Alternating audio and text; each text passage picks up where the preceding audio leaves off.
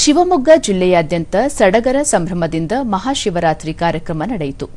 ಕೆಳದಿ ಅರಸರ ಕಾಲದಲ್ಲಿ ನಿರ್ಮಿತ ಇಕ್ಕೇರಿಯ ಅಘೋರೇಶ್ವರ, ಕೆಳದಿಯ ರಾಮೇಶ್ವರ, ಸಾಗರದ ನಗರೇಶ್ವರ, ವೀರೇಶ್ವರ, ಗಣಾಧೀಶ್ವರ ದೇವಾಲಯಗಳಲ್ಲಿ ರಾತ್ರಿಯಿಡೀ ನಡೆದ ಶಿವರಾತ್ರಿಯ ಪೂಜೆ ವಿಶೇಷವಾಗಿತ್ತು.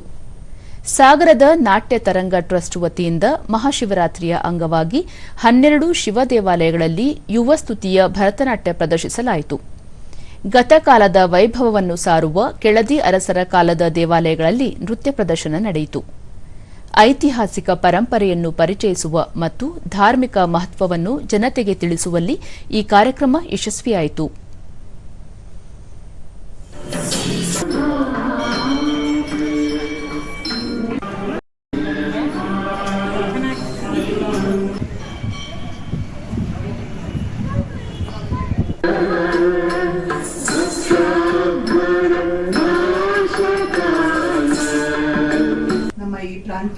ಕಾರ್ಯಕ್ರಮದ ಆಯೋಜಕರಾದ ವರದ ಜನಾರ್ದನ್, ನಾಟ್ಯ ತರಂಗ ಟ್ರಸ್ಟ್ ವತಿಯಿಂದ ಮಹಾಶಿವರಾತ್ರಿ ಅಂಗವಾಗಿ ವಿವಿಧ ದೇವಾಲಯಗಳಲ್ಲಿ ಕಾರ್ಯಕ್ರಮ ಹಮ್ಮಿಕೊಳ್ಳಲಾಗಿತ್ತು ಎಂದು ಹೇಳಿದರು.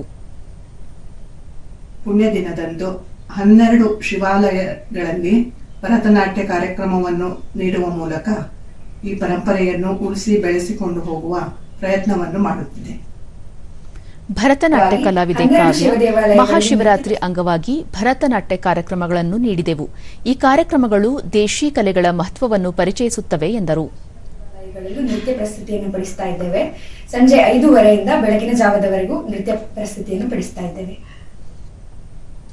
ಮಹಾಗಣಪತಿ ದೇವಾಲಯದ ವ್ಯವಸ್ಥಾಪನಾ ಸಮಿತಿಯ ಅಧ್ಯಕ್ಷ ಟಿವಿ ಪಾಂಡುರಂಗ, ನಾಟ್ಯ ತರಂಗ ಟ್ರಸ್ಟ್ ಶಿವ ದೇವಾಲಯಗಳಲ್ಲಿ ಭರತನಾಟ್ಯ ಆಯೋಜಿಸುವ ಮೂಲಕ ನಮ್ಮ ಸಂಸ್ಕೃತಿಯನ್ನು ಪರಿಚಯಿಸುವ ಕೆಲಸ ಮಾಡಿದೆ ಎಂದು ಹೇಳಿದರು. ದೇವಸ್ಥಾನದಲ್ಲಿ ನೃತ್ಯವನ್ನು ಮಾಡ್ತಾ ಇದ್ದಾರೆ. ಕಾರ್ಯಕ್ರಮದ ಕಲೆನೂ ಉಳಿತದೆ, ಇತಿಹಾಸವೂ ಉಳಿತದೆ.